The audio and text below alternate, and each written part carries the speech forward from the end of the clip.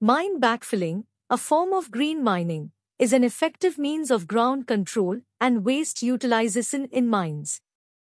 This research group have been serving the mining industry since 1956.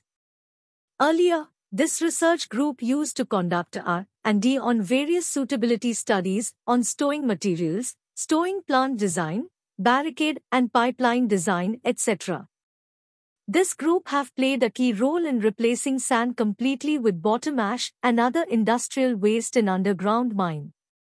As a recognition to these achievements, this research group has received National Award for Fly Ash Utilization for backfilling in underground coal mines during 2005.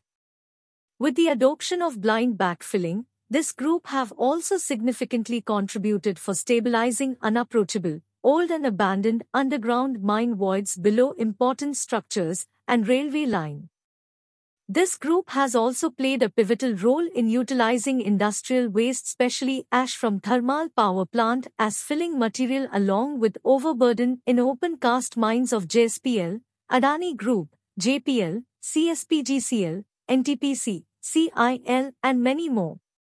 Since the introduction to hydraulic backfilling in Indian underground metalliferous mines for the first time during 1950s at Kolar Gold Field, this department is working relentlessly towards development of low to high concentration unconsolidated sand, tailings, fills, consolidated cemented hydraulic fills, rock fill and in their combination.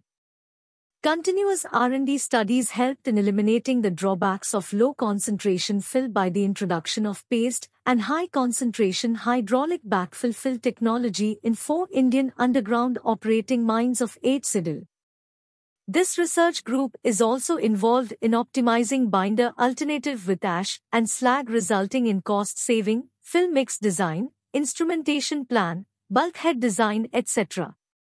This research group is presently working on design of embankment in open cast mine, blind backfilling, high wall mining and underground coal mine with paste fill using industrial waste for industry partners like Vedanta, HCIDL, Sandur Manganese and Iron Ores Limited, Infa, ECL, Tata Steel, etc.